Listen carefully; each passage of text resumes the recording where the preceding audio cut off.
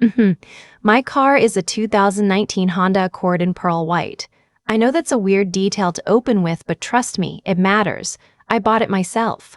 Saved for 2.5 years while working as a billing coordinator at a medical group, clipping coupons, skipping vacations, eating lunch at my desk every single day.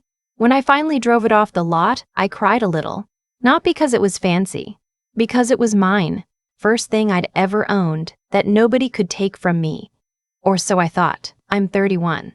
I live 40 minutes from my parents in the same suburb of Columbus where I grew up. My mom, I'll call her mom because that's what she is, though some days I use the word loosely, is 62, recently retired from her school cafeteria job, and has never once in her life met a boundary she couldn't cheerfully walk right through. My dad is quieter, he goes along with things. Always has. I used to think that made him neutral. I know better now. My younger sister, she's 28, had her baby shower in April. Her first baby, a boy, due in June. We'd been planning the shower for months. My aunt hosted it at her house, about 30 women crammed into a living room, decorated with little rubber ducks and a banner that said, "A baby is brewing." It was sweet. It was supposed to be a good day. It was a good day. Right up until my mom stood up to make a little speech. She does this at family events. Stands up, taps her glass, makes everyone look at her. Usually it's a toast, a memory, something that makes the older relatives tear up. I've watched her do it at every graduation, every wedding shower, every birthday party for 20 years. So when she stood up at my sister's baby shower, I thought, okay, here we go. She's going to say something nice about my sister becoming a mother. She did say that, for about 45 seconds. Then she pivoted, she said, and I remember this word for word because it burned itself into my brain. And I just want to share some exciting news. Since the baby's coming and we'll need to be doing a lot more running around, helping out, picking up and dropping off, my daughter, she gestured at me, not my sister, me, has already agreed to let us use her car full time. She said we need it more than she does right now. Isn't that just the most generous thing? I had not agreed to that. I had never said anything even close to that. I was sitting 3 seats to her left holding a small plate of cucumber sandwiches, and I felt the blood just drain out of my face. 20-something women all turned to look at me. My aunt smiled. My cousin said, "Aw." My sister looked confused for half a second and then smiled too. Because what else do you do when your mom says something like that in the middle of your baby shower? My mom looked right at me and smiled. That specific smile she has, the one that dares you to make a scene, and sat back down. I did not make a scene. I smiled. I nodded slightly. I set down my cucumber sandwich because I had completely lost my appetite, and inside my head, very quietly, I started making a plan. Here's what you need to understand about my family and cars. My parents have not had a reliable car since 2019, when my dad's Chevy Impala finally gave up after 190,000 miles. Since then, they've been sharing one vehicle, a 2014 Kia Sorento that my mom bought used, and it has been a whole entire saga. It's been to the shop 4 times in 18 months. My dad backed it into a concrete pillar in a parking garage and never got the bumper fixed. My mom got 2 parking tickets in 1 month and didn't tell my dad for 6 weeks. When I bought my Accord, the requests started almost immediately. "Can I borrow your car this weekend?"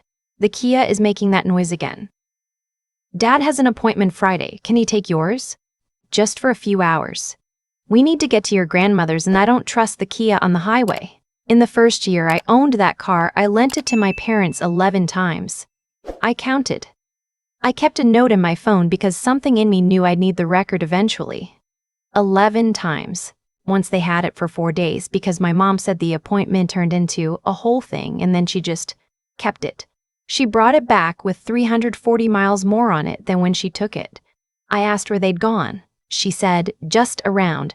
After the 4th or 5th loan, I started setting conditions. Please don't smoke in it. My dad quit officially, but apparently not in other people's cars.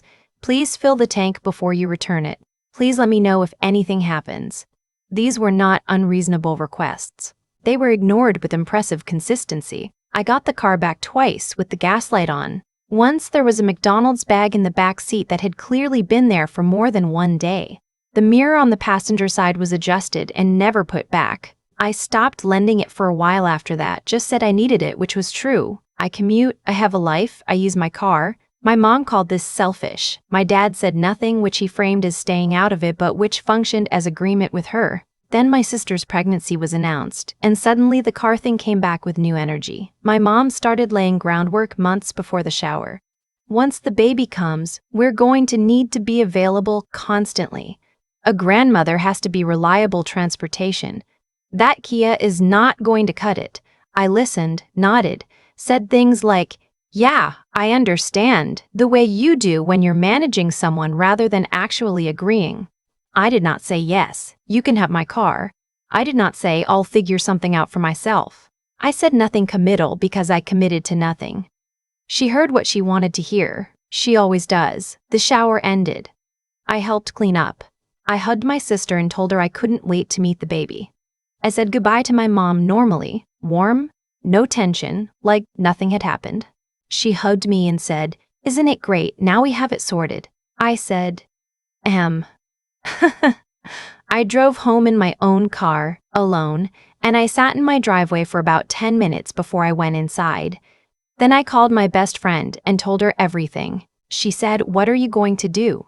I said, "I'm going to handle it, just not today." I had 3 weeks before my parents were expecting to take over the car, which is how my mom had phrased it in a text 2 days after the shower. "So excited to take over the car, should we do a handoff this weekend?" As if we had discussed this. As if there had been an agreement. As if she had not simply announced a thing at a party and waited for me to go along with it.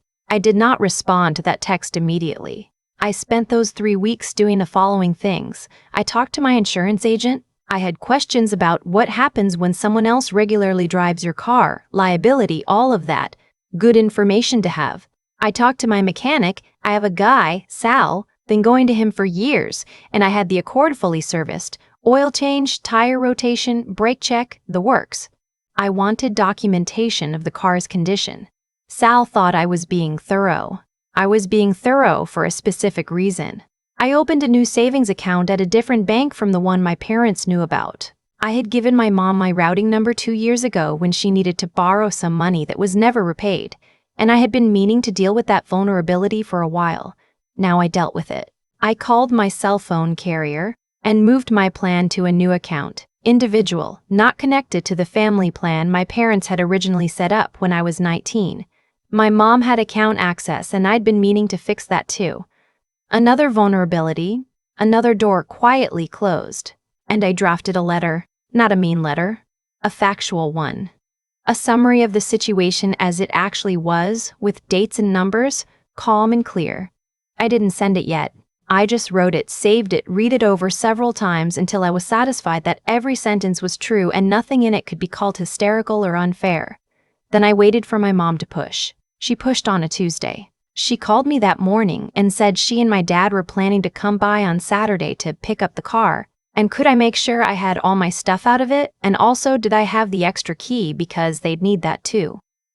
I said, "I need to talk to you about that actually. Can we do a call tonight, you and Dad both?" She said sure, a little wary, but not worried yet. That evening, I called them on speaker. Both of them on the line. I was sitting at my kitchen table with a glass of water and my notes in front of me. I said, "I want to make sure we're all on the same page because I think there's been a misunderstanding. I did not agree to give you my car." Silence. Then my mom said, "I announced it at the shower. Everyone heard." I said, "You announced it at the shower. Everyone heard." I said, "You announced it. I didn't agree to it. Those are different things." She said I had been saying for months that they needed a better car, that I understood their situation, that I wanted to help.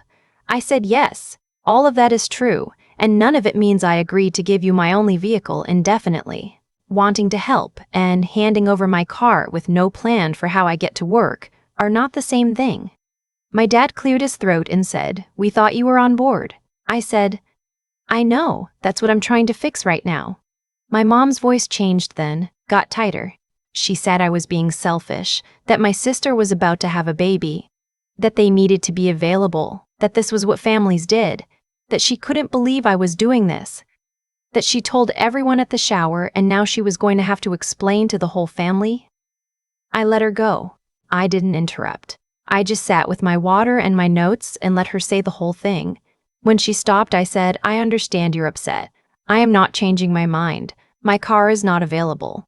She said, then what are we supposed to do? I said, I've been thinking about that. There are a few options. And I walked them through it. Certified used cars in reasonable price ranges I'd looked up, a local car subscription service I'd leased, rideshare costs for their most common trips, which I had actually calculated based on the routes they'd mentioned. I was not being cruel. I was being a billing coordinator. I had the data. My mom said, we can't afford any of that. I said, I know it's a tight budget, which is why I wanted to have this conversation now, so you have time to figure it out, instead of in June when the baby comes. I paused. You have time. You have options. I'll help you look at them if you want. But my car is not one of the options. My dad said nothing.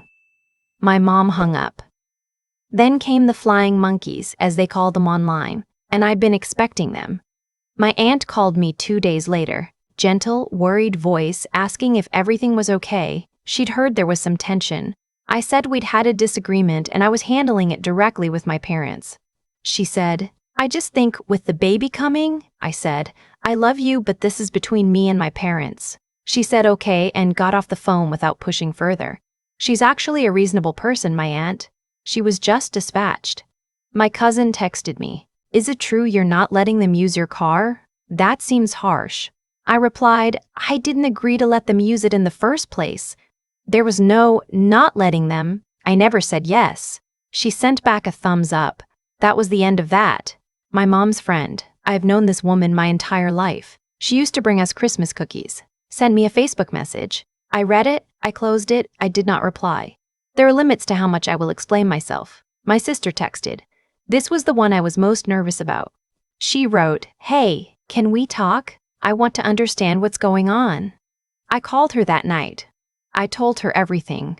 The 11 loans, the full tank rule being ignored, the 4-day stretch, the miles, all of it. I told her about the shower, how I felt sitting there, what it was like to have something announced about me without my consent in front of people I knew. She was quiet for a while. Then she said, I didn't know any of that. I said, I know. You weren't supposed to be involved in it. She said, I'm sorry Mom did that at my shower. I said, that's not your fault. She put us both in a bad position. My sister said, for what it's worth, I don't think you owe them your car. I exhaled for what felt like the first time in 2 weeks. My parents went quiet for about 10 days. Then my mom started texting again. Not about the car directly, just regular texts. How are you? What are you doing? Did you see that thing on the news? I responded normally. I wasn't interested in the prolonged Cold War. I just wasn't budging. The Saturday they'd planned to pick up the car came and went. Nobody showed up because I had not said yes, had not confirmed a time, had not done anything that could be construed as agreeing to a handoff. I spent that Saturday doing laundry and taking myself out to lunch. 4 weeks after the shower, my parents bought a car, a 2017 Toyota Camry, used from a dealership about 20 minutes from their house. My dad texted me a photo of it in the lot. Just the photo, no words. I sent back a thumbs up and looks good, congrats. My mom did not mention the Accord again. What she did do, about 2 weeks after that, was call me and ask if I would drive with them to look at car seats, like nothing had happened. Like it was a normal Saturday errand. I said, sure. When were they thinking? She said Sunday. I said I could do Sunday afternoon. I drove my own car to meet them. Of course I did. We went to Babies R Us and looked at car seats, and my mom was in her element, picking things up and reading labels and asking the salesperson detailed questions. My dad and I walked a little behind them, looking at strollers. At one point, he said quietly, she just gets an idea in her head. I said, I know. He said, she means well. I said, I know that too. And I left it there because there wasn't more to say, and because I have decided that's enough. That's all the resolution this particular situation is going to get, and I've made my peace with it. The baby came in June. A healthy boy, 7 pounds 4 ounces. I drove myself to the hospital to meet him. I held him for a long time while my sister recovered, and my mom stood next to me taking photos, and my dad stood in the corner looking proud and a little overwhelmed. My mom took a picture of me holding the baby and sent it to the whole family group chat with the caption, "Auntie and her nephew, first meeting." No drama in the caption. No subtext. Just a photo. I look happy in it. I am happy in it. My Accord has 52,000 miles on it now. I got it washed last weekend and the pearl white still looks good, honestly. I keep up with the maintenance, I know where my extra key is, and the only name on the registration is mine. That part hasn't changed, and it isn't going to. I've thought a lot about why I didn't say anything at the shower. A room full of people, my mom smiling at me across the folding chairs, and I just sat there with my plate of cucumber sandwiches and nodded like the whole thing was fine. For a long time, I worried that made me weak, like I should have stood up right then and said in front of everyone, "That's not what happened." But I don't think that anymore. What I've come to understand, slowly, through a lot of quiet evenings sitting with it, is that there's a difference between restraint and surrender. My mom was counting on me to either explode or comply. Those were the two options she prepared for.